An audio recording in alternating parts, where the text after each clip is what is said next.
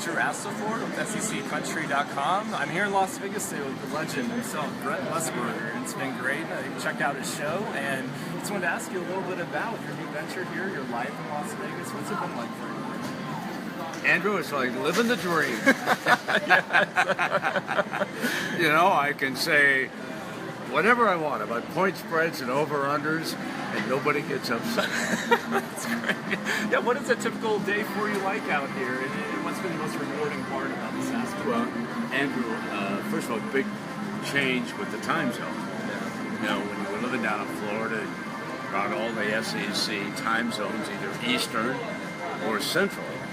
All right, when you come out into the Pacific, and suddenly you're giving up 2 hours and 3 hours. So I've been getting up real early, you know, to study the box scores and see how my guys down in the SEC are recruiting. And out here, of course, we got early lines on all those big games. Now, we can tell you that Alabama, big favorite on LSU with Tuscaloosa. That's an 11-point game. That's right. Yeah, what are some of your favorites in the SEC this year? How do you see the conference shaking out? Well, you have to look at Alabama because of the great job that Nick Saban has done as a coach. And over in the East, the two teams that I can't really separate, and they will meet in Jacksonville, will be Florida and Georgia. Was disappointed last year in Tennessee. I really thought they could win the East. They did not. We'll see what happens with the balls this year.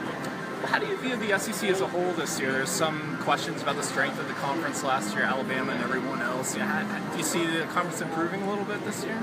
Well, you know, I have a bias, so I always thought they were the best. They certainly have the best defensive personnel in the country when you compare the conferences. When I was down there, I didn't think that they necessarily had the best quarterbacks or the best offensive linemen or the best wide receivers. I thought the other conferences were on par. But, you know, it's kind of like a fool's game to play that. You take it a week at a time, and you see how the teams in the season begin to unfold. What are you going to miss the most about being around the SEC college football? That's easy. That's the first easy question you've asked. Yeah, exactly. Without a shadow of a doubt, it's going to be the fans.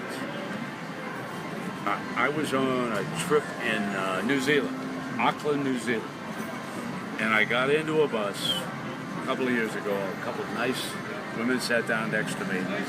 They kind of did a double take as they looked at me. They kind of whispered to each other. And then one looked over at me and said, "So, what's the Crimson Tide going to do this year?" I'm in New Zealand, you know what I'm saying? So it's the fans, beyond a shadow of a doubt. Greatest fan base in the world. It's unbelievable. And I will miss that. I will miss that every weekend for sure. But I'll be watching. I'll be watching the SEC Network. And occasionally, I'll be betting on those teams, too. That's great. You have a dark horse bet in the SEC this year? A dark horse in the SEC. You know, you can't consider LSU a dark horse, so you can't go there. More games that people think they're going to win, I would go to Kentucky. Okay? A little bit of a sleeper, going to win some big games under Mark Stoops. Why is that? Why Kentucky? I just think he's had enough time now to recruit some players, get his staff together. I like what I saw. Besides, I like the bourbon they served me when I was in That's great. That's good. Yeah. What are some other picks in the SEC we should be looking out for? Teams that might challenge Alabama. Is Auburn going to live up to its hype, do you think? You know, I'm always hesitant about Auburn, but everybody tells me Stidham is a terrific quarterback. You know, the youngster played over at Baylor, so he should be able to carry the team. Honestly, I would pick LSU as my overall sleeper, okay? But I don't like their schedule on the road this year. They've got only themselves to blame. Okay, they should have gone into Gainesville, played that Florida game there last year, so that they could welcome the Gators to Death Valley. Issue. Big difference when you got a home game in Baton Rouge, one of my favorite places in the world. Exactly. Is the East finally going to pick it up? Is Butch Jones going to survive this season? Well, you know, obviously the pressure's on Butch. You know, they've got to come back. They were a favorite last year. You know, people like me, we really thought they'd make a run, and then there was a little bit of dissension with running backs, etc., and things didn't go the way that we expected them to go. So he's a nice man, very energetic, very enthusiastic, and hopefully he survives. I like Butch, but he's got to win some games. Kevin Sumlin, same way. What do you see this Oh, yeah, and another one of my dear friends. I love Kevin Sumlin. He's great.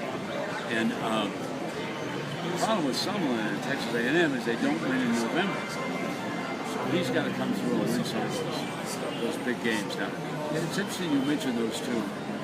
Those are probably the two coaches in the SEC that are the most under the gun.